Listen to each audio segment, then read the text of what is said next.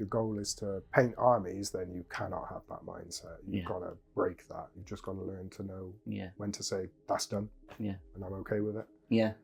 You know, get a few good brushes, get a really good lamp, get a wet palette, get some good paints, and just put loads of hours in. My other hobbies weren't giving me that outlet. They weren't allowing me to just shut the world out. Yeah. Painting, I started painting one day at my kitchen table, and I looked up and like hours had gone by where I hadn't been worried and stressed and anxious about everything in life.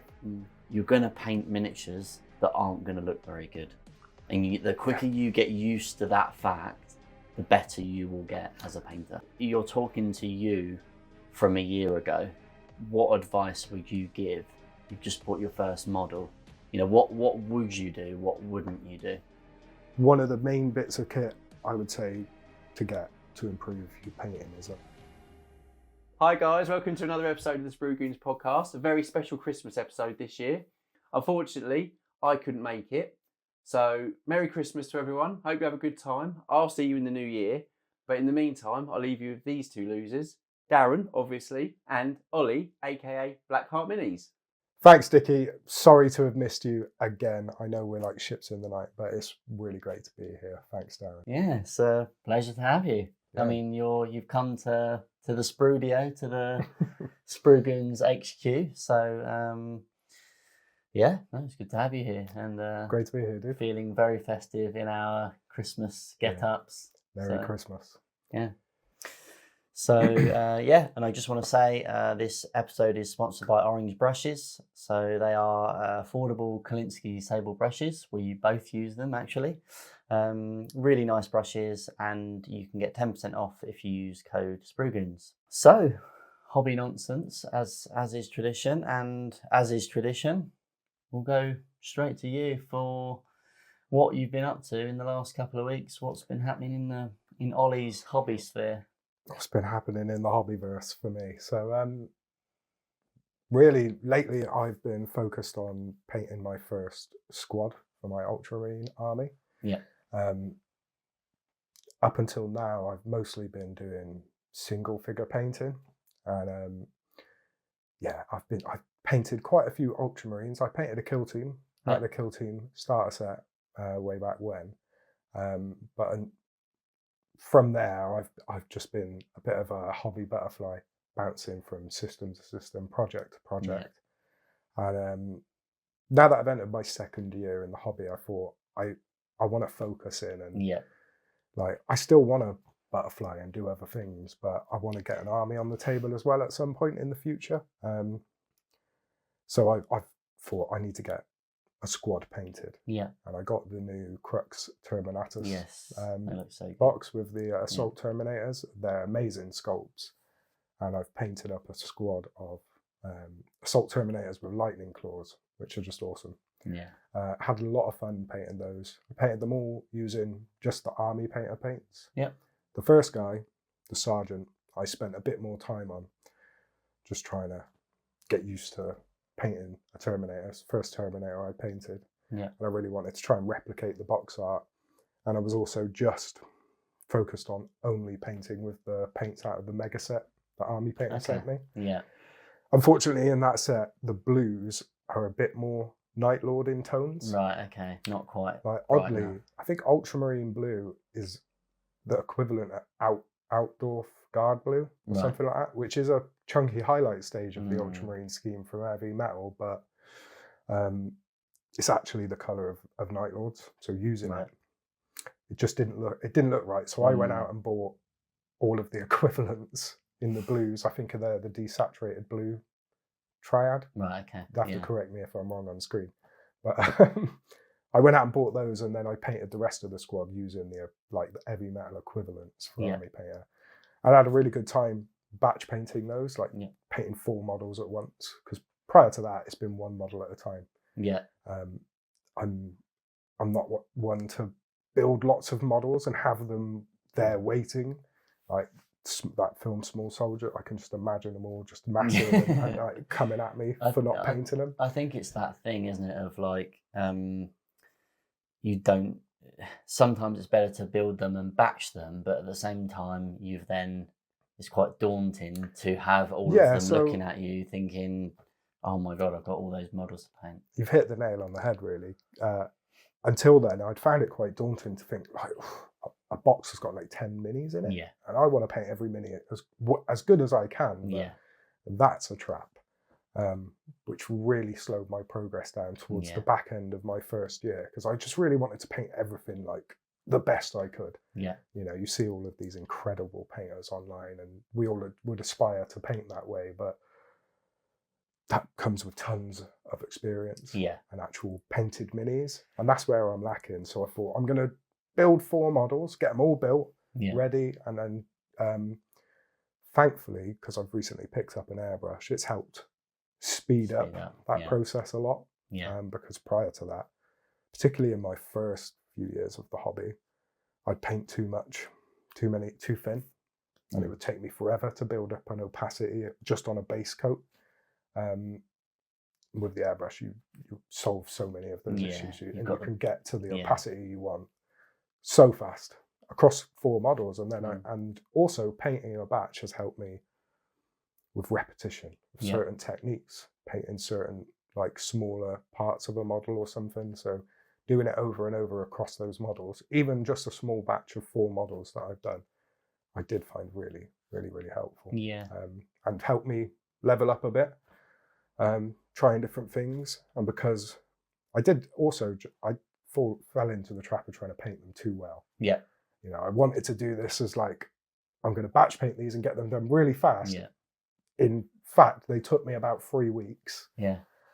Which is better than bad going. It's not bad going, because the first one, I think the sergeant took me maybe 2 weeks. Spent 2 weeks on him trying to get him really well done. I was really happy with him, but I wasn't so happy with the colours he'd turned out. He looks ultramarine because of the decals and everything, but he is slightly off in terms of the colour palette.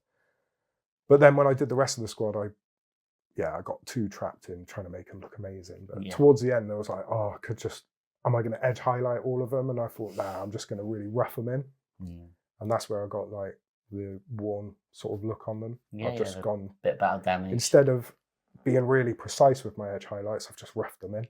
I thought, sod it. I'll just get them in however I can, just quick and dirty, like stipple them in where possible, or just use the edge of the brush and use some like weird patterns, and then just a brown in the middle, like within those lines, just sold the effect.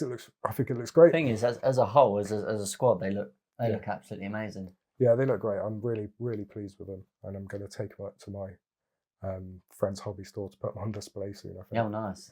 Because I'm running out of wall mag boxes, to be fair, to store all my minis. So I have to solve that soon. So sorry, the War Mag subscription. So I've been painting my squad. Sorry, very long hobby nonsense there. I've gone on many a tangent. There's a reason it's hobby nonsense. It's mostly nonsense and not much hobby. A couple of weeks ago, I got to see my friend Ben from Cerberus Studios at Games Day at the Orc Forge. Up in Telford. That was really fun. Getting to play Celestial Affinity a bit more, playing with my demons, and I got to play with the human faction, which I haven't painted up yet. And I really need to, because they're good. Cool. They're good. Good to play with. Really like playing at range, because my demon faction are all melee.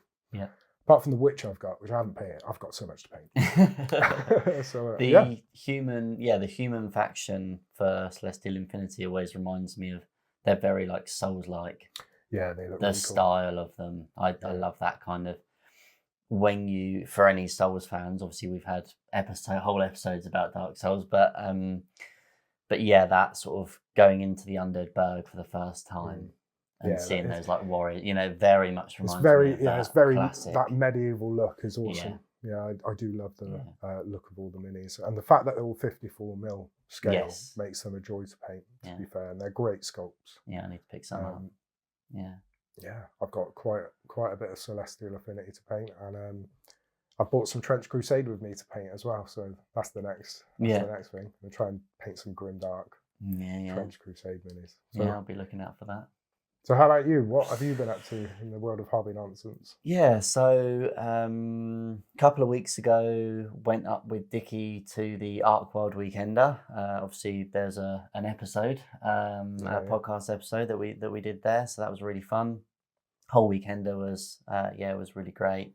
We judged the painting competition there, which was so cool. First time we've judged a painting competition. We took it super seriously because, you know, if you're going to do it, do it. Yeah. How was that, judging? Yeah, it was really cool. And obviously more difficult than you think it's going to be. Oh, yeah. So, we went through a process. So every model that entered the competition, we, got it under the lamp. I had my magnifying goggles on, looking at the details, get a really nice professional photographer shot of it. So you can kind of zoom in even on the camera lens as well, and just really analyze sort of, the technique. And obviously it's not all about technique. Sometimes it's about the scheme and things like that. So we last year when we went to the Weekender, we palled up with two guys, Rao and Simon, really nice guys, and we've kind of stayed in touch and kind of done a few bits with them in the last year. But yeah, obviously we kind of saw them again at the Weekender, and Simon actually ended up winning gold in the warband. So in Arc World they have like elves, but they're very sort of like brutal, almost like Celtic inspiration. Quite, they're like 7-8 foot tall, very thin, very athletic. And he'd done them in a Na'vi avatar scheme. Honestly, oh my god, they looked amazing. Oh mate, I absolutely loved them. You have to show me some photos. Yeah, the idea of it was brilliant. So that really kind of timely as well, because the new film comes out in a few weeks. I didn't even know until I checked the cinema.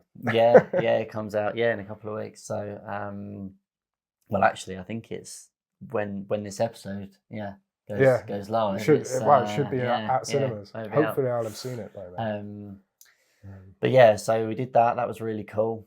And then I've just been. I did a contrast corner for Twisted Spire, which is Alex, who runs Warp Miniatures. His wife Wingshan, she has started Twisted Spire, which is kind of a miniatures company, and her first game is Siren's Oath, which is like a mermaid RPG style, like a kind of one-shot game. And so I painted a mermaid for Contrast Corner. Really fun. I always enjoy doing the Contrast Corners, especially when it's a full mini as well, because you can kind of experiment and kind of get it's not necessarily how I paint as a high level, but that's almost why it's so fun, because you're thinking, how do I show people how I paint this really quickly? Because I know, like you, the pain of being a perfectionist,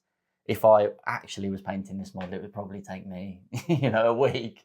So it's actually quite a nice process to say, like, how am I going to paint this really quickly? And it only takes me 20 minutes, half an hour, and it's, and realistically they're always perfectly fine for the tabletop.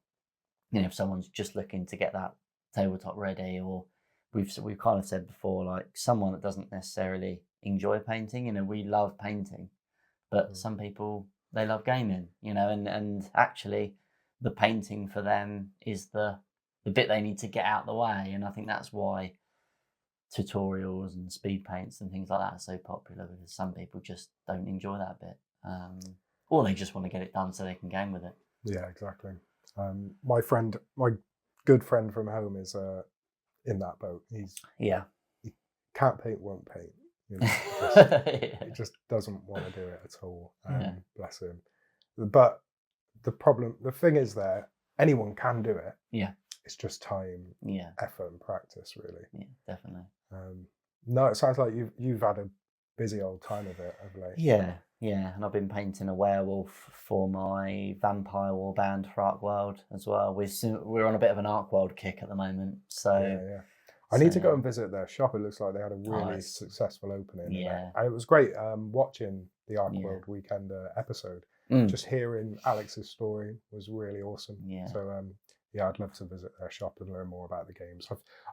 Obviously we've met Alex at a few shows that we've been to together, and it was good meeting Alex and his wife Wingshan. Yeah, so I think that's probably it for Hobby Nonsense. It's kind of like you say, a bit of a packed, busy. I mean, we're coming up to Christmas, so it's been a busy year in the hobby. It's been for very, both of us. very busy year. Yeah, we've been to so many events together this year. It's been cool. Been a hell of a year, to be fair. Yeah. It seems like 3 years ago that we were at UK Games Expo staying at a hotel together. It seems like yesterday that we were meeting at ChillCon, and we've got another ChillCon coming up in a few months now. Yeah. I think that was when we first met. You recognised me walking in. Yeah, exactly. Yeah. That was like the start of my content creator sort of journey, really. Yeah, I'd say so. Yeah. Because that was when I really started thinking, maybe I could do stuff like this. Yeah. I thought, I mean, if you enjoy it, then that's. I went to that event thinking, I'll just go there and see what sort of content I can do, and it's like snowballed from there, shall we say? Yeah. I'd love to know how many followers I was on back then, and like just my journey. I want to say it was like 1,100. Yeah, it was pretty low, I think, because I was just like, nobody knows me, and then you're just like, you're Ollie. I was absolutely. You were quite a recognisable face. It took my head off. I was like, what? It's good. And what friendship has been since. 100%. Yeah. It's been great, mate. It's been great. It's always great to kind of make friends in the hobby, but like a proper friend, for sure. Yeah, definitely. And like you say, there's just so many great people in the community. It's filled with people who are just super passionate about painting and plastic and games and rolling dice and spending far too much money on plastic. Don't even start me on that, because my missus might watch this, so we won't go into the bills. No, obviously it's an expensive hobby. It's only getting more expensive now. With the cost of living, with prices going up. Interest. Everything's getting more expensive. Getting less in boxes for more. Not that I know too much about that, being in the hobby a year. Prices have been pretty similar for me, but I hear it a lot in the community. I think it's people that have been around for sort of 25, 30 years. It's just constant. They're always going up. But it's inflation and. Well, that's it. What's your prediction for the starter box for next year for 11th edition? You're thinking what armies are going to be in it? Well, what the price is going to be? I mean, rumor city, isn't it? What do you think the army will be, and what do you think the price of the box will be? And do you think you'll get less minis than you did for, like, say, the Leviathan? I think maybe. Although I thought Leviathan was quite good value. One thing I haven't seen from them is them use MDF terrain again, since they did it in the Kill Team starter set. They haven't done that again. Yeah. But I imagine if they did that for a starter box for an edition, people would be pretty upset. Yeah. Because like the plastic terrain is gold dust. People love it, don't they? Yeah, they do. Yeah. Yeah. So what are you thinking army wise? Did you say? Don't know. Rumours I'm hearing is Space Marines versus Orcs, but I'm hearing they might go the route of Blood Angels versus Orcs, so they're like mirroring second edition. Yeah, I was gonna say that's a classic, like a throwback to that for the nostalgia. That'd be pretty cool. New rendition of it. I can't imagine they'll evoke the same sort of feeling with the box unless they do a carbon copy of Second Ed, just for that nostalgia, like same box but different contents. I can't wait to see what they do. Yeah, it'll be interesting. I mean, kind of Marines Tyranids was pretty classic, wasn't it? But, yeah, I mean, I love the Tyranids as well. I missed out on the Leviathan box, but I have the Tyranid half of Leviathan back home. Yes. Well, I actually got the Start Collecting. What's it called? The Ultimate Starter. Oh, I've got the Ultimate Starter set as well. Yeah, which is essentially Leviathan. I think you're missing a fair bit. Without the... I think it's essentially the Combat Patrol. That's what I meant. It's basically but it is part. It is. I guess it's about half of Leviathan. What you're missing from there, because you're basically getting a carbon copy of the Combat Patrol plus a few extra things, some scenery and some other bit.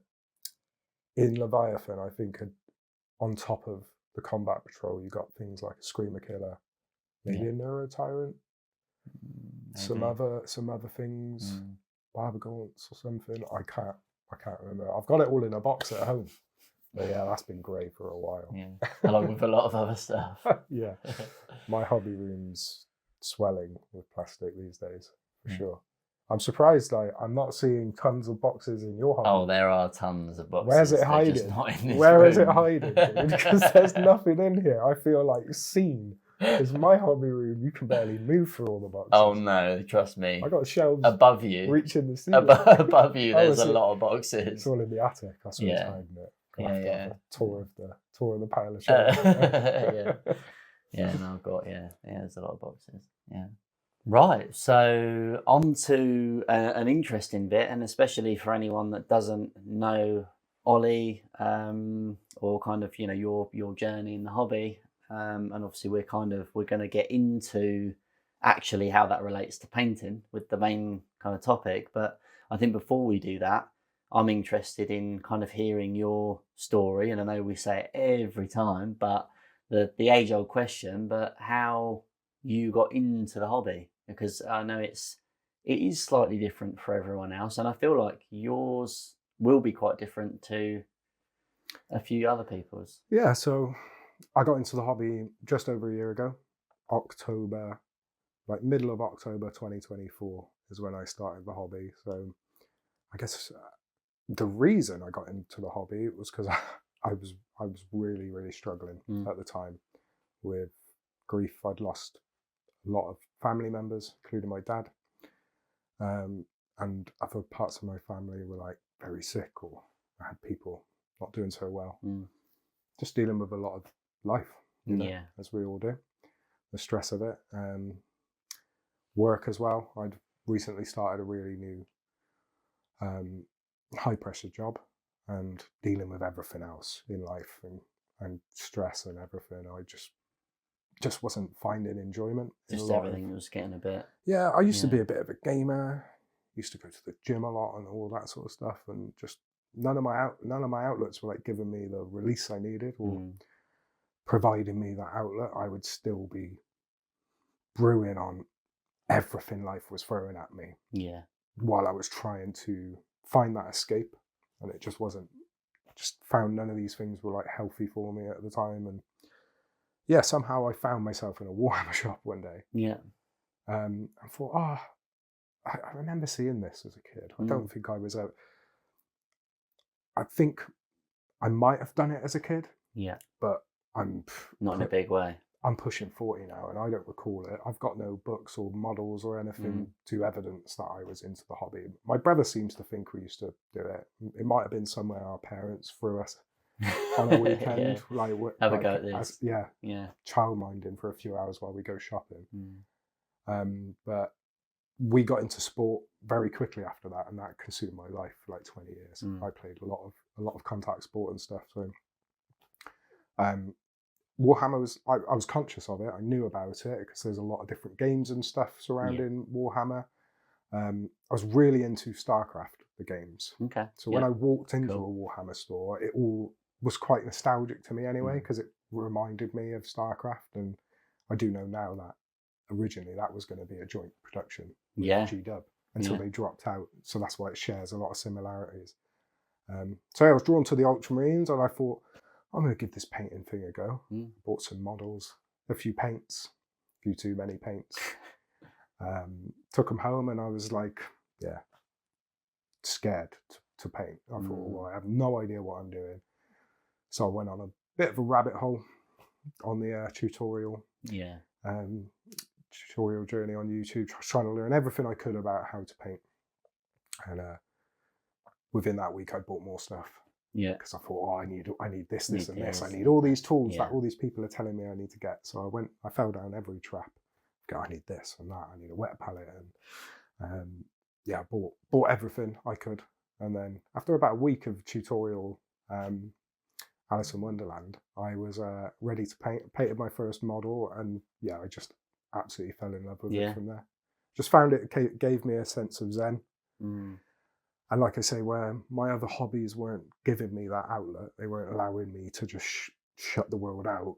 Painting, I found just that I was able to hyper focus on a mini, and yeah, I started painting one day at my kitchen table, and I looked up and like hours had gone by where I hadn't been like worried and stressed and anxious about everything in life.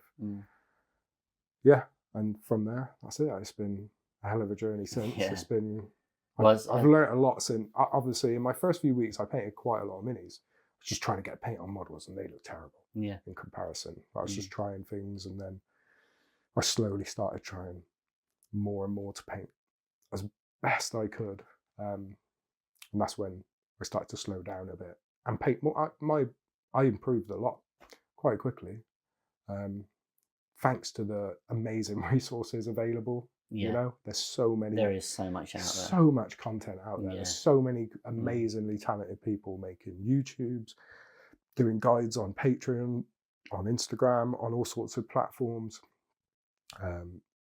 Anywhere you can Google any sort of scheme, and there's bound to have been someone that's tried it, or talked about it, or done a paint scheme where you can go and find the paints that they might have used. Not only that, but the social side of the community online. So obviously I first just started painting, and I was keeping it all to myself. I was hiding it from everyone. Didn't want anyone to know. I was like, this is my hobby. It's my little nerdy new thing. It's probably best, right? Now it's out of the box. You can't put it back. Yeah. And I was getting really into the painting, and I was taking lots of photos and videos and stuff, and my gallery was just getting insane. So I thought, I'm going to create my social. Just as a place where I can post my finished minis. It's a bit of a scrapbook, digital scrapbook, and it's blown up from there. I've had so many opportunities over the year to go to events, to meet amazing people in the hobby, awesome creators, and game companies from all over the place. It's really expanded my horizons over the year of being in the hobby. From being a complete noob to I still feel a complete noob at times. I think you kind of there's an element of, I think you always kind of feel a bit like that. However much you feel like there's still so much more to learn. Dickie's been painting for probably 25 years, and he's still learning bits and bobs, and obviously the thing is yes, you've got the painting side of it, but also new miniatures are coming out all the time, new game systems, pray for me as an Ultramarine fanboy, but they're doing my wallet dirty at the moment.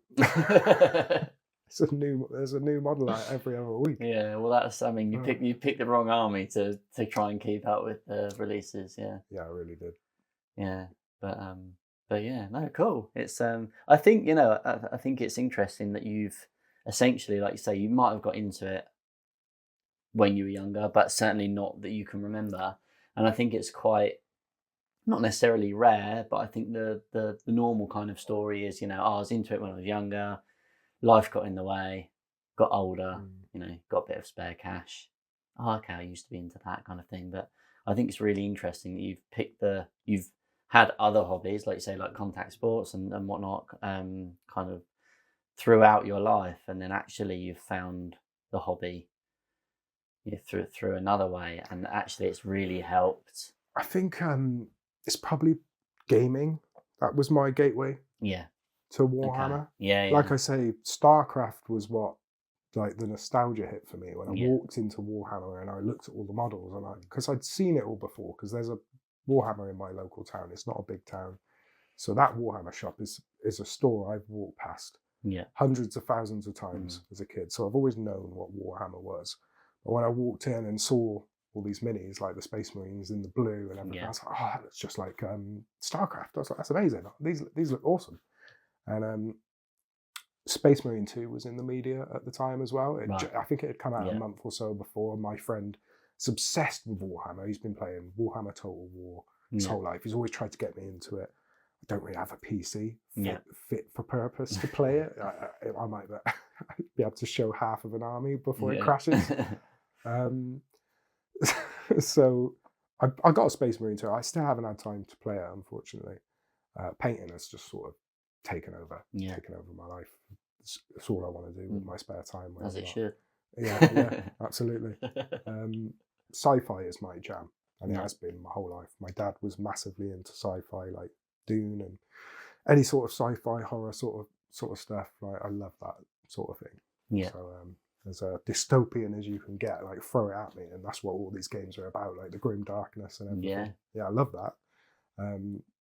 So yeah, I've really fallen for it. Still not played a game of 40k because I'm determined to get a painted army. I know people would say like, no, just get your models built and go and play some games. But the painting side of it for me is what I really enjoy. I love to be fair, the social side of gaming is really cool too. Yeah.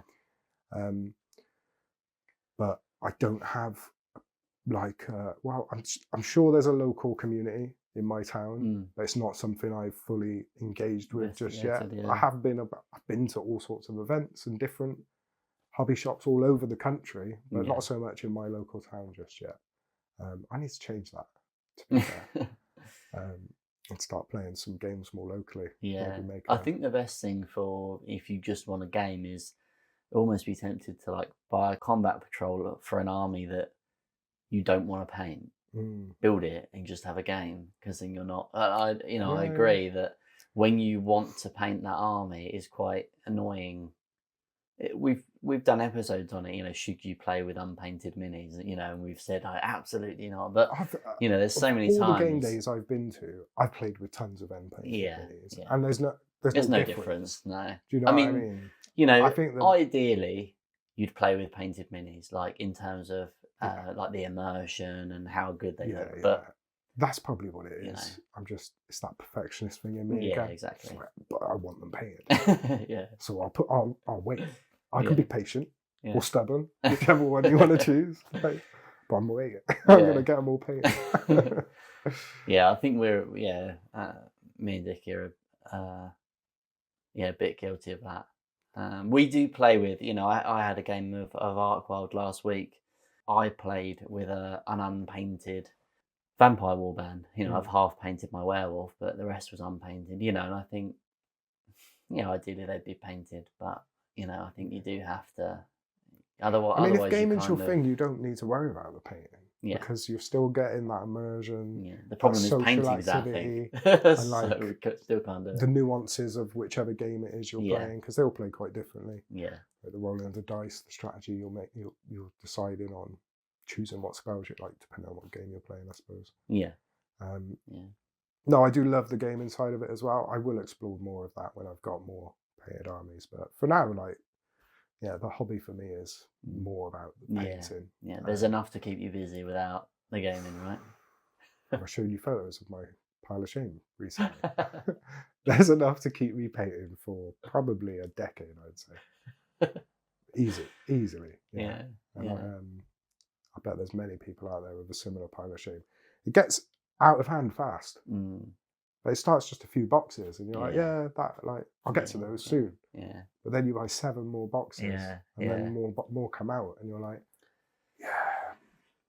Luckily, that can hide behind those boxes. But eventually, you run out of space behind those boxes. I have had a bit of a clear out recently. I'm planning to go to Japan in March, which will be incredible. But I look at my pile of shame and I think, I could probably reduce that a little bit and maybe pay for the for the flights. But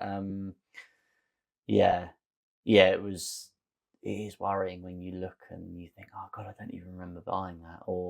And the thing is, I think when you're a bit of a hobby butterfly, which actually when you were saying earlier about the fact that you're feeling the need to focus, we've had so many times where we've been like, we just need to pick a system and stick to it. Like, it's almost frustrating when you're, and the problem is when you're going to cons, it's really hard because you get into this, you get into that, you get, it's Arkwild, Moonstone, Celestial Affinity, all of these kind of smaller games that, they're all brilliant in their own right, but there's only so many. We play Legion, Bolt Action, Warhammer. So like I've got the Conflict 47 starter set. Yes. I want to dig into. That looks great. Yeah, we want to get into that. Zombicide has always had my interest, just from the look of it. I just love the look of it. And then when I saw they had a Teenage Mutant Ninja Turtle expansion, I was like, Samurai Turtles in Zombicide. Oh. Yeah. So there's tons of really cool games, and the miniatures as well. Just the miniatures. Yeah. I've got miniatures from Bushido at home, just because they look cool as hell. Yeah. I've got like a Kung Fu Panda and some toad. That's the problem with the pile of shame, isn't it? If you were just, Dickie's got a few friends where all they do is Warhammer, and all they do is Chaos, or all they do is Space Marines. So, their pile of shame is big, but it's all Space Marines, or it's all something. Whereas, my pile of shame's like the Miniac Special Edition cheerleader, the Bolt Action starter set, the Relic Blade, or Frostgrave. You're thinking, in a million years you're never going to play that amount. I've got me some Frostgrave. I've got me some Stargrave. I've got what else have I got? I've got Moonstone, Celestial Affinity. There's so many. Yeah. So I've got Spearhead. Got some AOS. What Spearhead have you got? Seraphon. Oh, nice. The old one with the Carnosaur. Yeah, same. Yeah, very cool. I've got, Very cool one. I prefer it completely unopened. I need to open it because they're really cool. I love dinos. Yeah. If I'd known Kroot had existed before I got into Space Marines, I might have chosen Talon Kroot. Yeah.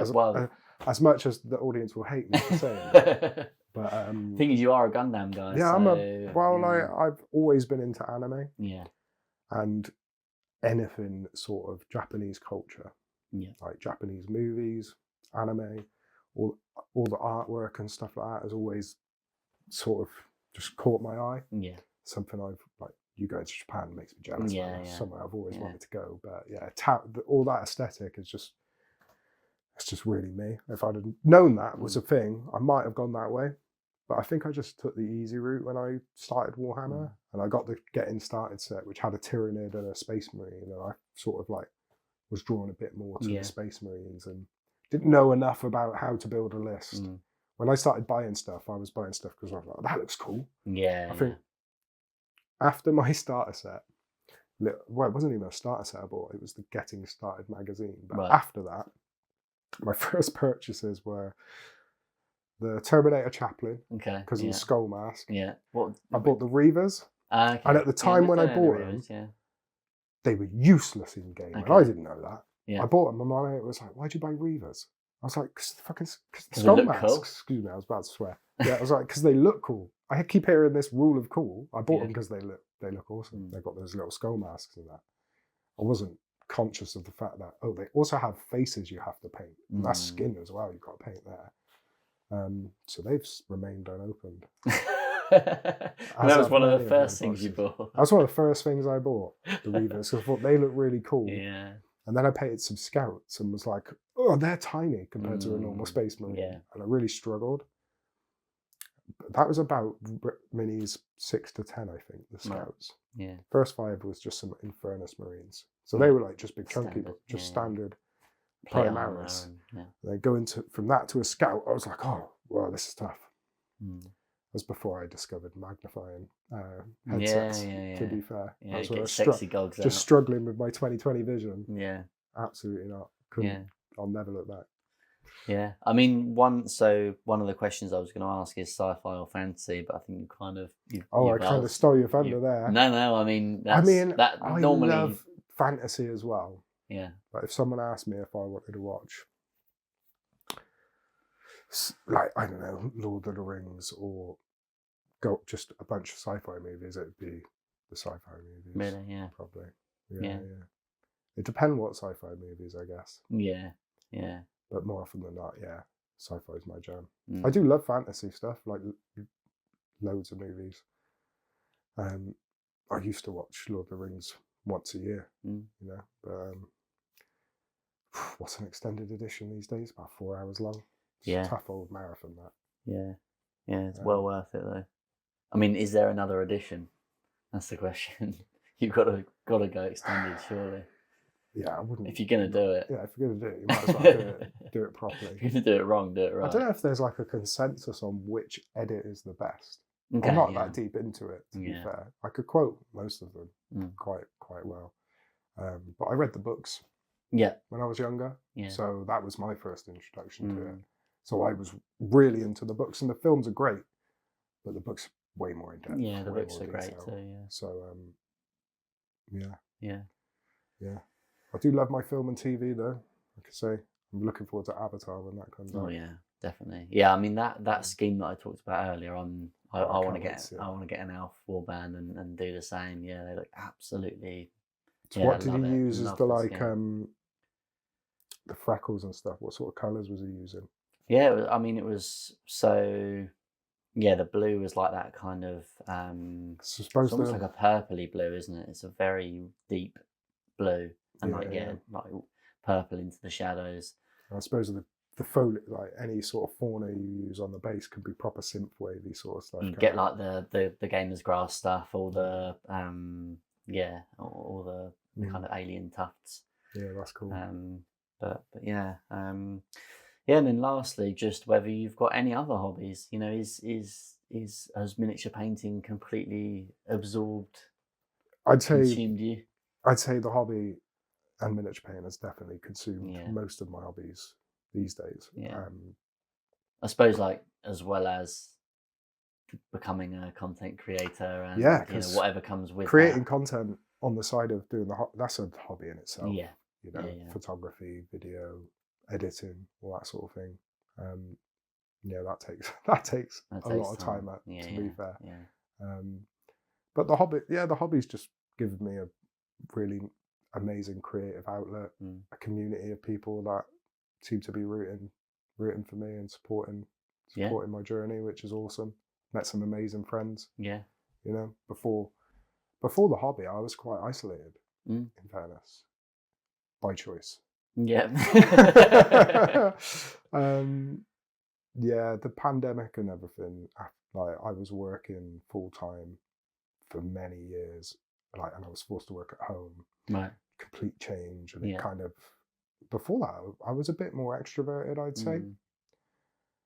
But I fully embraced my introvert self during the pandemic, and just haven't really shaken that until I found the hobby and found my people, I guess. People that are into all the same sort of nerdy, cool stuff that I'm into. I can just be myself around. Yeah, so welcoming as well.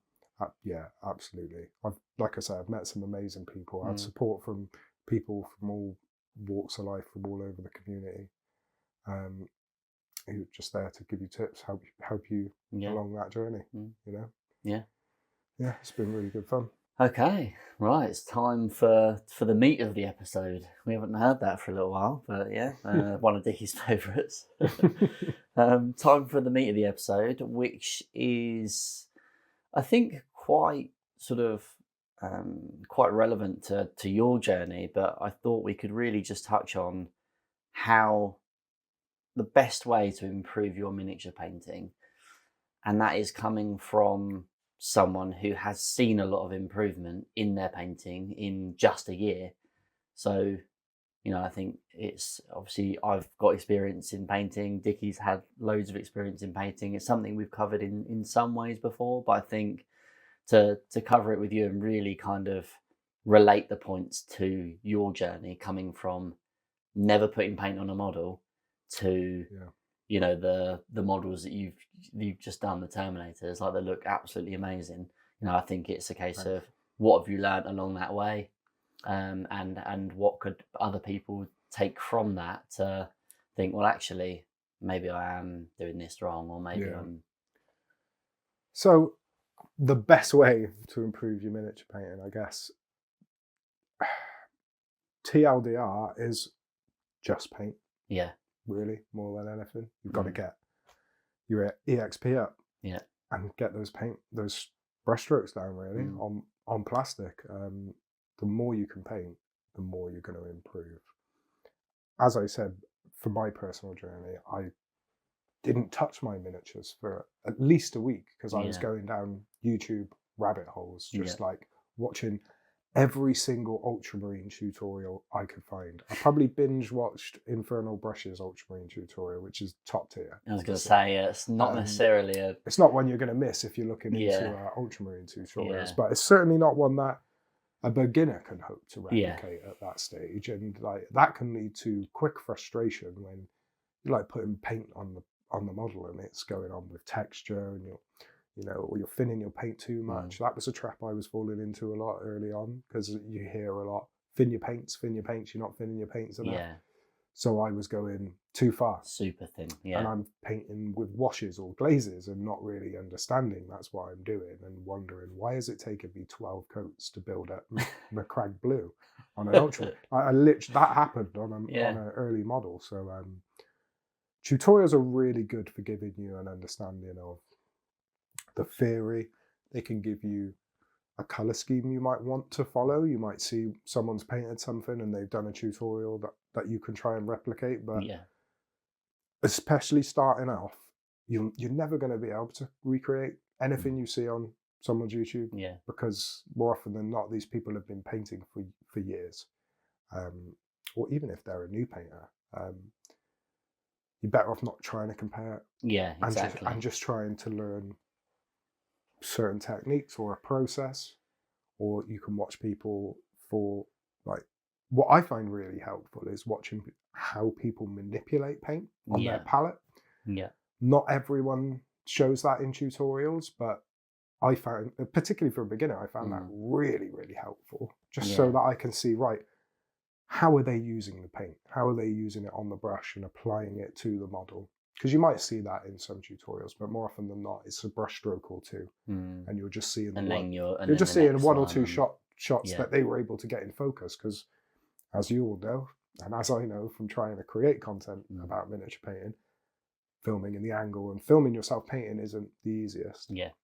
Yeah. I think like you say, the process of putting, it seems simple, doesn't it? But you put paint on the brush, but are they washing their brush before they put paint on it? Are they washing their brush and then wicking it off and then putting paint on it? Are they washing their brush, wicking it off, putting paint on, and then wicking that off? And then, there's so many different nuances to what they could be doing. Exactly like you say, there could be 5 or 6 steps they're taking between takes, between putting the paint on the brush and then putting it on the model that you're not actually seeing and taking in. So tutorials are really good ways to start and to get you some confidence and give you some ideas. Give you some schemes to follow. Like, some tutorials are seriously incredible. For example, one that I found really helpful early on, a creator called Brushstroke. Okay. Yeah. He's doing some. I found his tutorials were like sitting in on a college class about miniature painting. Yeah. They're that good. I found. There's one about thinning your paints and stuff, and that helped me understand it a bit more and the way paint actually worked. But the theory and the knowledge, seeing all the tutorials, I could watch thousands of hours of tutorials, which I have, but they cannot, like, if you're only watching tutorials, you're not getting anything painted. So just getting models out, getting them painted, just playing with things. Being too much of a perfectionist has slowed my progress down. It certainly helped me improve. Like practicing new things like glazing. I've like had some level ups across some of my miniatures when I've really dialed in and tried to paint them as best as I could. For instance, my blade guard, really proud of that. And I spent, great. And it should, because I spent 3 months umming and ahhing over it, painting it, figuring out the kit bash element of it, and then painting all the individual elements, and then finally bringing it together. I was really proud of that mini, and I entered it at PeachyCon that we went to. Didn't expect to win. It didn't win anything, which is cool because I was only been in the hobby a year at that point. You can watch hundreds of hours of YouTube, but painting is the only way you're going to improve, really. And I think it's just getting those hours in, and I think certainly when I started, when I kind of got properly back into the hobby a few years ago, and it was a case of everything you buy you buy because you like the model. And if you like the model, you don't want to do a disservice. Yeah, you don't want to do it an injustice, really, do you? So you have this dilemma where you want to improve your painting, but you don't want to ruin the model. And you kind of have to do both. Mm. And I don't own any biostrip, so I'm never stripping a model. If I ruin it, it's ruined. I'll move on. Fortunately, that's not happened. I'm trying to like break the mindset of everything has to look the best at the moment. Yeah. Because that's the trap, but that's the like sort of rut I got myself into, which really I felt slowed my like progress for getting minis out. Oh yeah. I see some people have got such good work ethic when it comes to painting. Like Toby, so much Torhammer. Oh my god, he's an absolute hobby machine. He is one of the Mechanicum, I'm certain of it. The guy just paints so much. He can do so much in a short amount of time. Was it 9 hours he painted the zombie dragon in? 9 hours. Yeah, it's crazy. I could procrastinate for that time just looking at plastic like, oh, this is cool. Yeah, I mean, what am I going to do with Dickie this? messaged me last night saying that he's got a friend, Gary, and he's got 13 2,000-point armies. And he paints to just a tabletop level. Yeah. You know, and, you know, Dickie's sitting there like, 13, yeah, but you know, I've watched a lot of the Kieran show recently, and they do this little the videos about how much an army costs. Yes. A 2,000-point army is not cheap. No. 13. Wow. No, but yeah, you know, obviously we're sitting there going, oh, you know, we've spent like, you know, 20 hours on one model and it's not quite right. And then, yeah, there's Gary sitting there with 13 2,000-point armies. What's his sort of time? Do you know how long it takes him to paint a full army? I think he's kind of Toby level. I think he can smash them out. Yeah, sort of worryingly quick. I dread to think how many points of robots Toby's got painted now, but there's a lot there. And I see lots of people that the efficiency of some people in the hobby is commendable. I'd love to get to that stage. I think also it's the, like you said, the mental ability to just be okay with that level of painting. That's the key. It's not necessarily that you can't paint that quick. It's that you don't want to leave that at that level.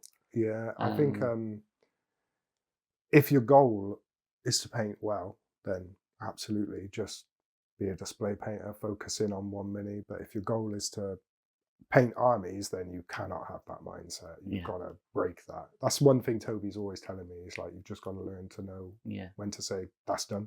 Yeah, and I'm okay with it. Yeah. I was saying to Dickie today that you know, I'd be tempted to say, almost challenge ourselves and be like, let's just buy a spearhead and physically see how quickly we can smash it out. Yeah. It's not about the quality. How quickly can you get that to a tabletop level? Because I think it's, you know, obviously it's fun doing that. And you can always go back over it, but it's sort of just trying to break that mindset of everything has to be perfect. Yeah, the Kierans from the Kieran show do it. They do the 12-hour. I think I don't know if they do spearheads. They definitely do the combat patrols, yeah. And I think they usually give themselves 12 hours to paint a combat patrol. That's crazy. They might have done some spearheads, actually. I feel like I've seen one of the Kierans do the Space Marines of AOS. Oh, the Stormcast. Sorry, Stormcast. Yeah, I've seen them do Stormcast and that might have been Skaventide they did though for 24-hour challenge. Okay. So like both sides. Yeah. Sometimes they're able to complete the challenge. So I mean, it can be done. It's a lot of airbrush work, I think. Yeah, to be fair, an airbrush is gonna, you know, speed up. Well, you've learned from your Marines that you've just done, and you did a Dreadnought as well. You know, it speeds up the process so much. Like, if you've got a main color across an army, across a miniature, the airbrush is just saving you so much time. Where would you put in terms of if you were going to give someone advice? So you're talking to you from a year ago. Mm-hmm. What advice would you give? You've got everything in front of you. You've just bought your first model. You know, what would you do? What wouldn't you do?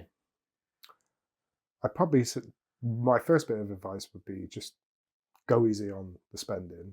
because you don't need that many boxes because you're just going to get overwhelmed pretty quick.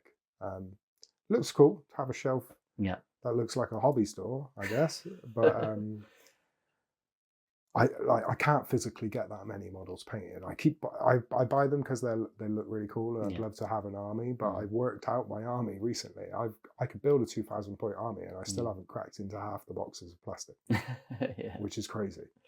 So I've got more than I need for now. So I'd just say just slow down and paint the models that you like. Maybe don't buy boxes of models because I wanted to build an army, a 2,000 point army. Me and my friend were like, right, we're both going to build armies. We'll go out and buy loads of models so we can have armies. And then I discovered like painting is what I really enjoy. Yeah. That's what I want to do. Yeah.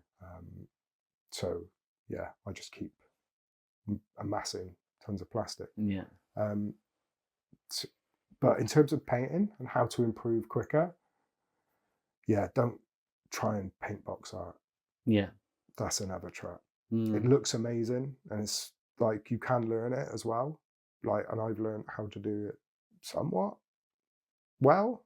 I wouldn't say I'm like a pro at box art at all. There's people that do it much better, and it's painstaking. Oh yeah. It's I remember talking to a few people in the hobby about the fact that it's almost a science, because it's a process. You've got people like Jose da Vinci that but I guess do the light placement. It's the baking of miniature painting. Yeah. If we're going to look at it like cooking, like you can be a bit more free with just cooking a meal. Yeah. Which would be painting, be a bit more like volumetric. You could be a bit more free with your painting. Whereas put a few spices in and whatnot. It is a recipe that you have to follow specifically. You do this very thing. It is down to a science. This is the process. Yeah. And you've got to put this many grams of sugar in it. Yeah. Otherwise, it's just going to explode. But like when you can develop the brush control to be able to do chunky edge, dot highlights, all that sort of stuff, doing lenses and stuff with 3-stage highlights, and when you can achieve it and you add it on top of things like glazing and not only glazing down into shadows but into highlights, and then you bring it all together, it looks amazing. Yeah. Highlights all the different parts of the mini. Yeah. But yes, it takes a long time. I think you can get bogged down. Because as a beginner, you want to do it and you can learn it. Yeah. But because you don't have that brush control locked in as a muscle memory yet, that process of learning it can be like pulling teeth. It can be really, really challenging and like really slow going. So again, one of my goals is to just try and branch out, learn new techniques, new ways of painting, try and find my style. Because while box art's attractive, it's not.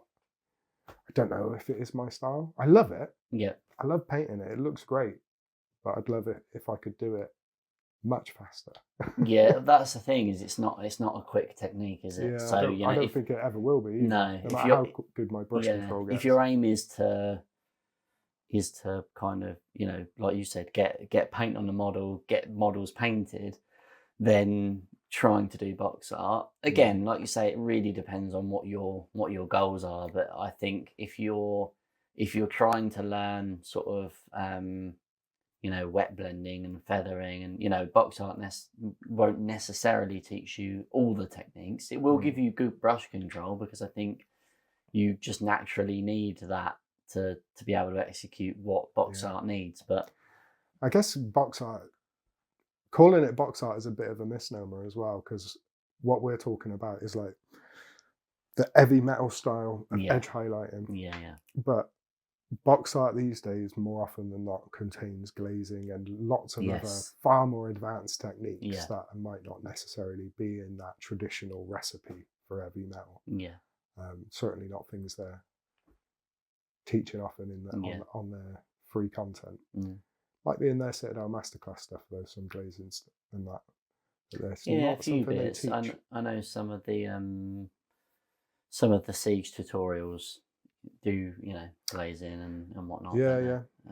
There's some great glazing tutorials out there. It can take, but the thing with glazing is just, again, it's a very time-consuming process. Yeah. If you want really, it's not really beginner friendly. I would say. If you want buttery smooth blends, you've got to do like 20 glazes. Yeah. And it depends on the color that you're glazing over. If you're glazing over a dark into a light, it might take more. Yeah. And in terms of, I don't want it to kind of turn into like a, what equipment would you recommend for a beginner? Because we'll go 2-3 hours. So I do this a lot anyway, because I chat to lots of people in the community, and lots of people reach out and ask me questions and stuff. And like, one of the main bits of kit I would say to get to improve your painting is a decent light. Yes. So some of the biggest level ups I had in terms of, thanks to equipment, would be like the basics, like decent brushes. Decent brushes, because I started off, Games Workshop was all I knew. Yeah. I was just going to the Warhammer for a lot of people. I bought Citadel paints, Citadel brushes, Citadel everything. And I have friends, Toby Torhammer actually swears by the small layer brush. Yeah. Is it small or medium he uses? I feel like it's the small. I prefer the medium, which is, it's a okay brush. But when I switched to Sable, that was a big level up, because I was like, oh wow, I'm able to control the paint better, and I can. It's actually going where I want. It's going where I want it, and I can manipulate it more on the brush. And wow, these brushes hold a bit more paint, and they don't dry out as quick, or they're not like fraying like bananas or whatever. Yeah. So the brushes at first, lighting was the second big improvement I saw, because starting out as a new painter, like, you don't have much kit. Yeah. I didn't have any kit. I went and bought myself a little desk lamp. Yeah. Like a light that I could have just clipped to my desk, have a bit of light while I was painting. Wasn't fit for purpose, wasn't daylight. I soon upgraded that to like a magnification lamp. Okay. Yeah. Which was like just a daylight. I could change it to daylight lamp. It wasn't very big. It would just go over my painting area. But it also had a magnification like thing in it. Wasn't great. Yeah. It's a bit distorted at the edges, but I could paint in front of it, good light, and see more of the model. And I was like, oh, this is better. This is like watching YouTube. I can actually see what I'm doing. Yeah. But I found that really gave me a bad back. This little not really fit for purpose light. The magnification really helped as well, I found, but it was giving me a bad back hunching over this little light all the time. I think the thing is, because I used to have a lamp very similar, and the problem I found with, and I know you're going to get onto what solved the problem, but the thing that I found was that you've got two variables. So you've got how far your hand is, or the model is, away from the magnifying glass, and then you've got how far your head is away from the magnifying glass. Yeah. So you're that's it. I was constantly like hunched over it, trying to get that perfect angle for this static magnification and lamp. Yeah. It was giving me a bad back. I just couldn't cope with it any longer. So I upgraded to a task lamp. Yeah. They're a bit more expensive than your average cheap desk lamp you're going to find on Amazon. I think I spent 80 quid or something on a native lighting Onyx, same light you've got in here. Yeah. And wow, studio light, from the day I switched it on, it was like just like day and night. Yeah. Like, I can't believe I've been painting in the dark. It really is. I've been painting blindfolded. Like, what is going on? So the lighting was the big advancement for me in terms of equipment. And then, I think I mentioned it earlier, but a magnification headset. Yes. I bought I enjoyed using the magnification, because like, for all you folks that are not magnifying your miniature painting, you're superheroes, because they're miniatures, right? They're tiny. And like, if you're painting epic scale, but you're doing that with human eyes, you are superhuman. I can't comprehend it, because like, the magnification really helped for me. It was giving me a bad back, so I went and bought like a set of, I think they're called Vision Pro or Vision Express or something. Vision Pro. Yeah. 30 quid on Amazon. Yeah. Comes with a bunch of different sort of like magnification, so you can be 1 times all the way up to 3.5 times. And wow, it's just so much better. Well, the thing is that I can see everything. I can see all the detail, and I know some people might say it can play with depth perception. I found when I tried reading glasses, like magnifying reading glasses, wow, no, they mess with my depth of perception, like, because everything's magnified all the time, right? And you can't escape it. Yeah. So you either have to take them off, or everything's always magnified. It would make me feel sick, give me headaches. Yeah. I couldn't cope with that. But this headset sort of like sits on the bridge of your nose, but the glasses are out here. Yeah. Like the magnification's out here, so you're not always looking down them. You can train your eye on your iPad, watching your content or whatever, or anywhere around the room, look around at your wet palette, and then when you need to dial in and get that magnification, you can. So that improved me loads as well, because I wasn't just like clumsily smashing the brush because I thought, oh, I'm going to dot this eye, and actually I was aiming at the shoulder pad once. Yeah, yeah. But yeah, I adapted to using those really quickly, and I wouldn't go back, because I can't see these things where I am, to be honest. Yeah.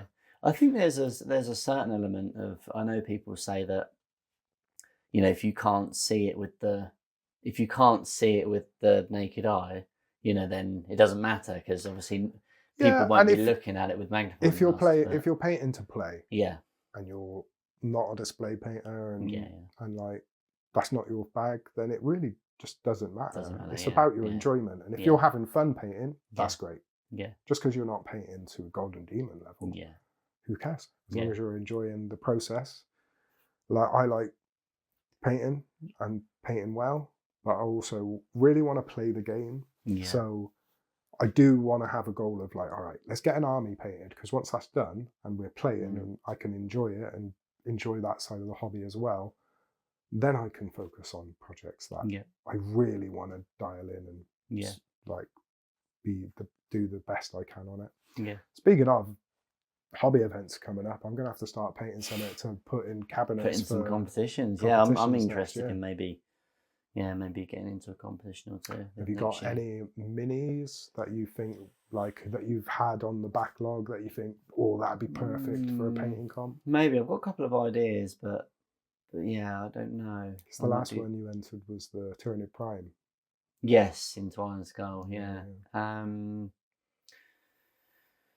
Yeah, I think because we're into Arc World at the moment, I really like the idea of doing something for that, and you know, and putting it in the open category. I just think it's a category that doesn't really get much love. But yeah, you know, I guess it will depend on the comp, won't it? But the squads, are they normally split fantasy sci-fi? No, I don't think so. It depends on on the comp, I think. So sometimes they're bundled together. Yeah. So you could have like a Seraphon squad and Space Marines in the same cabinet. Potentially, yeah. I'm pretty sure. Normally, is it normally like the singles that they split then? Single fantasy, single sci-fi. Yeah. Again, I think it depends on the competition. Yeah. I think the single miniature entries are always the most dominated, and with the most talent as well, because people really pour everything into it. It's that thing, like we've talked about painting competitions before, but it's that thing of deciding whether you're going to try and play the game, or whether you just want to paint what you want to paint and don't worry about what you get. But you know, if you're going to play the game, you know, a category like historical doesn't get a lot of love. So if you paint the absolute balls off something and put it in historical, you've got a chance. Whereas you know, if you did it, don't get me wrong, obviously you still need to paint it very, very well. But yeah, you know, the competition is lower. Like you say, single miniature. It's going to be the highest level of competition. Yeah, single sci-fi and fantasy are going to be the highest. Yeah. Whenever anyone comes to me and asks, like, oh, how can I improve my painting? In terms of equipment, it's lighting, magnification, brushes. You know, a wet palette is really is something I've been using from quite early on. To be fair, I know some people swear by not using them, but I find it really helpful, particularly for just prolonging the life of paint. Is there any equipment that you wouldn't recommend? As in, you've got it in the last year, and we've over-invested in it and it hasn't really, it's diminishing returns, What about something like a hobby handle? That's interesting. Is there anything that you've sort of... The Citadel hobby handles I've never been a fan of. No. Because I don't really paint on bases more often than not. And when I did, like, they could pop off of those things. So I was having to like stick blue tack underneath it, and like if I'm having to do that just to hold it onto your thing, what's the point of it? Yeah. Again, some of the Citadel tools really are just not the best tools for the job. No. The snips, none of their snips are any good. No. No matter how expensive a pair you get. I bought the most expensive pair. They're dual. They've got a terrible chamfer on them. Yeah. They absolutely eat any plastic that you try to cut with them. So you're probably better off getting some single bladed nippers. Gunpla nippers are amazing. Yeah. To be fair. Don't go and buy God hands if anyone tells you to for Warhammer plastic, because they'll break. That's very good for Gunpla, but it's a different sort of plastic. Yeah.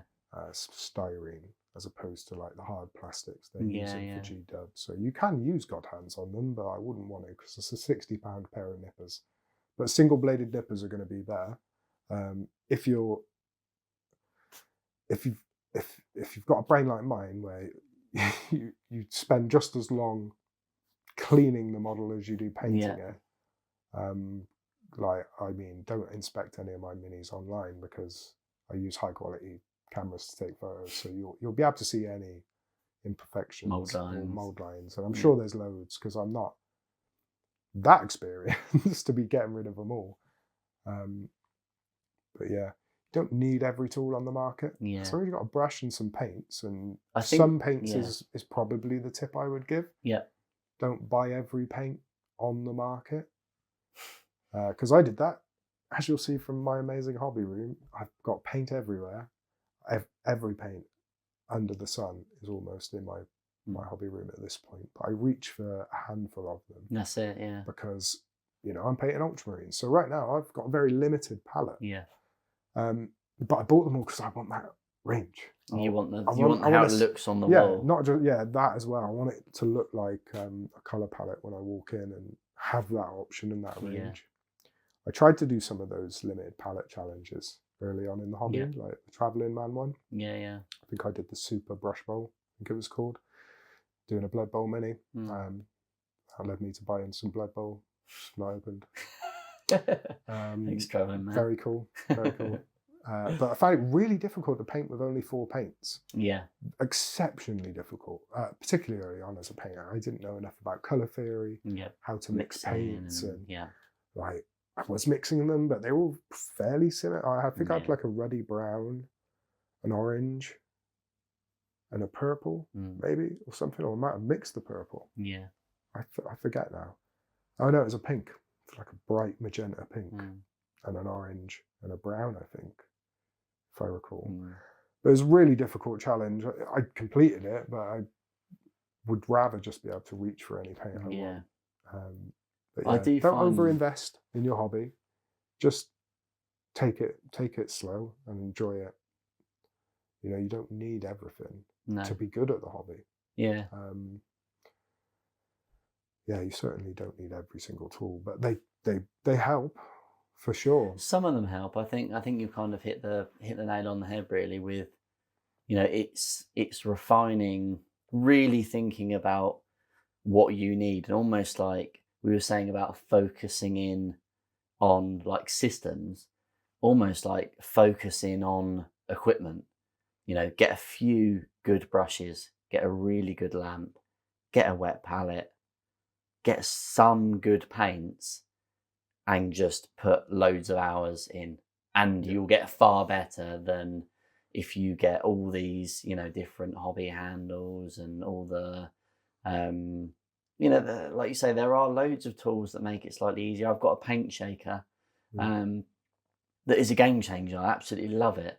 but it's 70 quid and you don't need it when you start out. Is that the 4Es one? Yes. Yeah. They're really good. I've got a cheap one. I'll have to check out how much better yours is, because I'd imagine like the price tag probably does get you a better. Yeah, equipment. They are. You know, they're really good, but they're the sort of thing where I think get that starter sort of kit, as it were, and see how you get on. And, you know, if in 3-4 months you're absolutely loving it and your painting's improving and whatnot, then you can get the other stuff. You can kind of get the bells, the whistles. I mean, as a basic starter kit, all you really need is a brush, a couple of paints, a tile, and a mini. You know, see how you like it. You know, the Getting Started magazine's good for that, because you get a couple of minis, buy yourself a few paints, a brush, see if you enjoy the hobby. Before over investing. Because plastic's getting more and more expensive these days. I think kind of just to wrap up a bit, really, it's a case of, like I say, getting that equipment that we've just said about, and trying to get like watch some tutorials, but not tons that you overwhelm yourself. Just watch some really basic tutorials. Goobertown does some really good basic tutorials. I think he paints like a warband from scratch. You know, just really basic sort of getting layers down. I could rattle off so many names for good tutorials and good people to watch to learn the basics from. Duncan Rhodes, it's great. His content's amazing. Old Warhammer tutorials. You'll have seen him from Warhammer, and again Peachy Tips and Louise. There's so many people making amazing content, but like you say, don't watch what I would say is watch as many tutorials as you want, but don't do it in time where you could be painting. You know, I go to bed or sleep like on journeys. I'll put content on just so that I've got it in my ear, so I'm like downloading it almost. But if I'm just spending my free few hours where I could be painting, just watching tutorial over and over, I'm never going to get that job done. So I'd rather just be productive with my hobby time, and then if I've got a bit of free time in the morning, or if I'm going to bed and my partner's already passed out, then I'll just stick the iPad on and fall asleep listening to someone talk theory or watching them paint on a live stream. Richard Gray's really good to watch, because he often shows the palette and how he's mixing paint. I think as well, like, just probably don't try not to be too hard on yourself. Definitely starting out, I think that's probably something that you double down on, because it's kind of you're a perfectionist, you want every model to look perfect, so it's so easy to just be really down. That hasn't gone how I wanted it to, that, and it's ultimately you're going to paint miniatures that aren't going to look very good, and the quicker you get used to that fact, the better you will get as a painter. I'd say just like embrace making mistakes as well, because like they're gonna happen, and they're gonna happen often. But if you get because early on I was making mistake after mistake, and I would spend so long trying to fix them. But you're better off just saying, okay, that's done. Draw a line in the sand, move on, keep painting. Like I've gotten into, I think like habit I'm into at the moment is like getting all of my base coats down. Just get all of them down in the rough area I want them, and then start refining out from there. Because like I might, instead of like going back and forth trying to fix all my mistakes, I just like right now just get everything down sort of where it needs to go, and then we'll go back in and we'll do a touch up afterwards. And it's so much quicker than me like, I've got a black line on there, I'm gonna have to get the other paint out, completely swapping colors constantly. It's just so inefficient. But the practice, experience, like you say, the more models you can paint, the more you're going to rack up that experience faster than someone who's like me, who's watched 1,000 hours of tutorials, but has only painted 35 minis in my first year. So it's not great. I wish I could say it was like at least I was averaging one a week, but like that's 52 minis in a year you need to. But you are trying to improve, every time, which I think you should. If you're if I was talking to someone who's been painting 15 years and the question was, should every miniature be better than your last? It's 50-50. It really depends on your outlook. Someone like Toby, for example, you'd probably say, not necessarily. Yeah. Just paint. Just get just get your armies painted. If you're new, I think you should be looking for that improvement. Whether it's you've painted it quicker, you've painted it better, you've done a different technique. In some way, you should be seeing some improvement. Yeah. And I think you will, in some way. Yeah, just has to come. Every mini you paint, you're going to have new goals because might be a process you want to try, or a different paint scheme, or a technique. If you haven't tried glazing before, you might want to try that. But just make small goals for small projects. Break your projects down into smaller chunks. I guess it's about figuring out what you want to do with your hobby, because it's going to be different for everyone. Yeah. And then focusing on that, making efficient choices with the time that you have, because our time's limited for hobby these days. That's the thing. Yeah. I mean, if you are lucky enough to have a lot of time, then just get that paint on the model. Yeah. The more you can do it, the more experience, more level ups you'll get. Yeah. So hopefully that's been helpful for anyone kind of starting out, or they're on a similar journey to Ollie, maybe a year ago. Just getting into it. Where do I start? Like you say, surely there's only Warhammer and they only do these brushes and whatnot. But hopefully we've covered enough of absolute core equipment that can level up your painting quite quickly. And a few things maybe not to do, or not to do straight away. Yeah. Just enjoy your hobby. Do it your way. There's no one right way to do it or wrong way to do it. Yeah. And like Peachy says, if you're struggling with painting slow, just move your hand faster. Yeah, paint faster. Good advice. Right, so it's that time. And unfortunately, Dickie's not here, and realistically, it's the only reason I do this terrible jingle. But I do it. It's Christmas, Maybe put some sleigh bells in the background when I do the edit. But it's time for Paint Grey eBay. It's even better when when I got Dickie content. No, I like that. Yeah. So Paint Grey eBay. Thought about doing a kind of a Christmas edition, but didn't quite. I don't know. We've reviewed a lot of Christmas models in the past, and my kind of excuse is these are 3 really hard models to choose from. I think, and the first one has got snow on the base, so I'm taking it. You've chosen models from 3 of my favourite armies as well. So. It's no accident,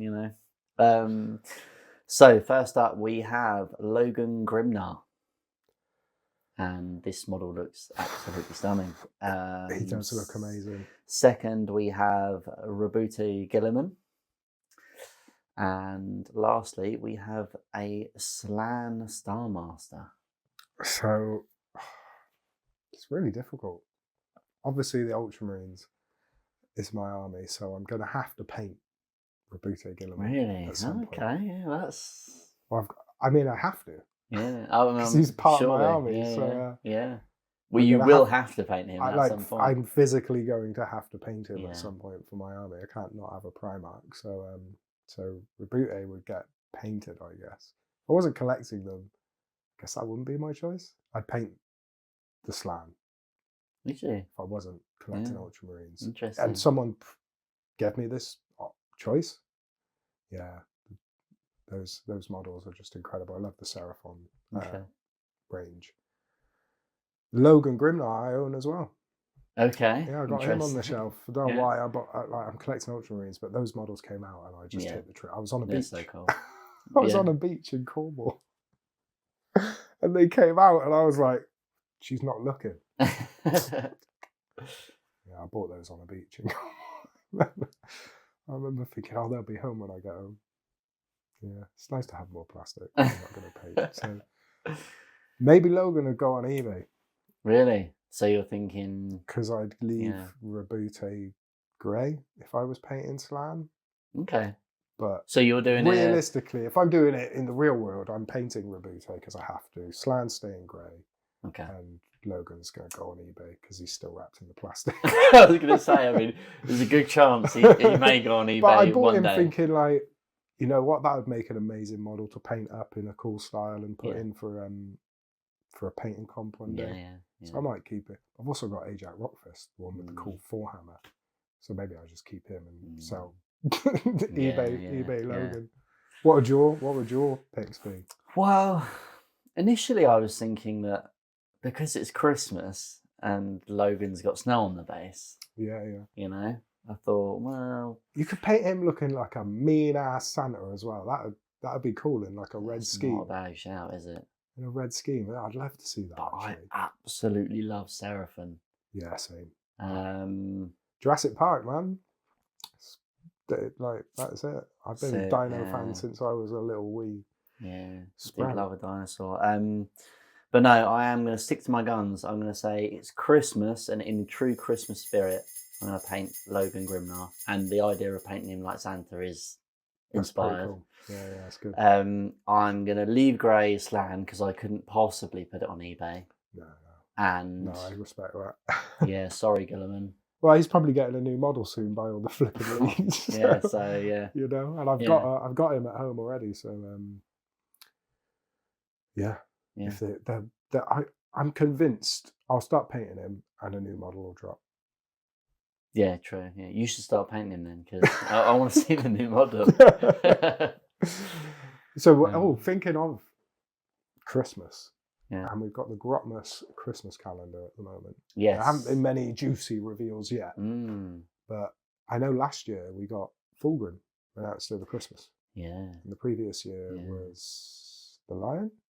No, what's his name? Yeah, it might be. Who's what, Lionel Johnson? Yeah. Is that the Primark the previous Christmas? Again, I haven't been in the hobby long enough to know. But yeah, we might get another one. But surely it's not going to be a re. I've heard so many different rumours. You know, the rumours you can't always believe. No. I heard Total War 40k was going to get announced this week, but it doesn't seem to have been. I think they just dropped a trailer for Dawn of War 4. Right. 40k Total War could like get me back into PC gaming. Yeah, that'd be so popular. I think there's a big old crossover between. I think I'd rather just like an RTS. Give me StarCraft 3. Oh yeah. As just if you want to make your own version of it, fine. Blizzard. Yeah, give me StarCraft 3 with a Blizzard are not making with a Warhammer skin on it. Or Warcraft 4. Did Warcraft 4 come out? No. It was 3, wasn't it? 3 was the last one in Frozen Throne. Yeah. The expansion. So good. Man, I love those games. I love those games. Yeah. So much. So many hours spent clicking and building armies and just building the biggest army, waiting until I could just eat everyone, basically. Swallow the whole map with orcs. Yeah. I miss those games. I wish they'd bring out new ones. I don't think Blizzard have got any plans to revive that franchise. They've probably been told, like, cease and desist. You're not allowed to make these anymore. They're too close to our IP. Yeah, probably. I don't know. Yeah. I hope the mic didn't pick that up. My stomach is rumbling. 3.5 hour drive to get to the studio. Yeah. I've got a habit of going to podcasts that are like 4-hour drives for me. I don't know why. Anyone in Scotland wants me on their podcast. Just like Yeah. The record can be broken. Yeah. Okay, guys. Well, that is the Christmas special episode wrapped up. So hopefully you've enjoyed it. Hopefully we've kept you company just before Christmas. This is going out on the 21st. So yeah, a few days before Christmas. Hopefully everyone's in really nice Christmas spirit and you've been to all your Christmas markets, you've drunk all your mulled wine. I mean, have you got any Christmas plans? Christmas hobby plans, I suppose? Christmas hobby plans. I've got about a week or so off over Christmas, thanks to the bank holidays and stuff. So nice. Most of that is going to be filled with running around, seeing family and things, I think, as most of us will be, I'm sure. we're having our first Christmas at our new home. Nice. We got our first house, me Very and nice. My fiance. So we're hosting some family over for Christmas Eve, and then we've got family stuff Christmas Day, Boxing Day. Yeah. You know, the usual. Hopefully, though, I'll be really getting stuck into some painting over the holiday. I need some time off just to paint. Yeah. Get through that pile of shame. Get through that big old pile of shame. But I've got lots of stuff I'm looking forward to painting. I've just received my Kickstarter paints from Tooth and Coats, the Dark Arts. Okay. New, nice. Grim Dark set. So I'm looking forward to using those and testing them out and seeing what I can come up with. But yeah. Always got lots of hobby plans. Yeah. Looking forward to events next year, meeting more people in this awesome community and seeing what definitely. Seeing if I can get some minis painted that I'm proud enough to enter into painting comps. There's always new challenges and goals in the hobby. What about yourself? You got anything fun planned? Yeah, I've got about a week and a half off over Christmas, kind of Christmas Eve, that kind of half the week, and then the following week. So yeah, I'm hoping to get some hobby time, kind of like you say, just a bit of a reset, and then go into 2026. I think it's going to be a bit of another crazy year, but hopefully, in a positive way. Have you and Dickie got any gaming plans over the break planned? Probably, yeah. Maybe a bit of Arc World. Arc World actually do a miniature called Father Griffmas. I've got him. I'll show you. Father Griffmas. Yeah, Father Griffmas, and he's like an old school, like very sort of Nordic Father Christmas. He's got an axe over his shoulder. Really cool miniature. But you can actually the name evoked Del Boy for me. But the Viking version of Santa, I like that. It's cool, and you can actually use him in game. So maybe I'll use him in a Christmas game of Arc World, perhaps. Yeah, awesome. But yeah, I mean, we might have a game of something. We're gonna play some Zombicide, some Arc World, so do a bit of painting. Thanks for listening, guys, and obviously have an absolutely amazing Christmas, and thanks for following in everything we've done in the last kind of year and so, and have a great new year, and see you guys in the new year. Thanks, Ollie, so much for coming to the Sprudio, and it's been absolutely amazing having you. So thanks for having me, dude. No, it's always good hanging out. I know we've wanted to have a bit of a hobby session together for a while, so definitely looking forward to getting stuck into it. Definitely. And thanks for having me anytime, honestly. Nice one. Just gutted I missed you, Dickie. Next time we'll have to make it work and we'll all squeeze in here. Nice. Thanks, guys. See ya.